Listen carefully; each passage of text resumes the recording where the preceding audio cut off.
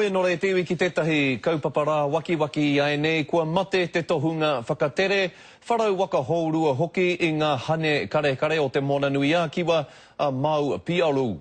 Nōna nahi nei, ka hinga ia i tōna mautere i Satawal i te takiwā o Micronesia, he mea whāngai a mau ki ngā tikanga whakatere waka hourua i te wā o tana ohinga.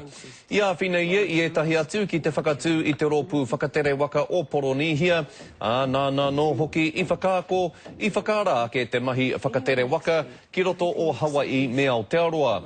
Ko te tohunga whakatere waka Māori nei a heke nuku mai Busby tētahi i a ko i raro i aia. I moho o tau tupuna i tora tau wā. Nā ka mutu ka ngaro nei hoki te taongara i a tātau. Nā nei haka hoki mai. Nā mātua i ako. Ne tangata tēno tohunga mō wera mahi katoa. Te haka tere waka, te arahi waka, me te hakairo waka nungi.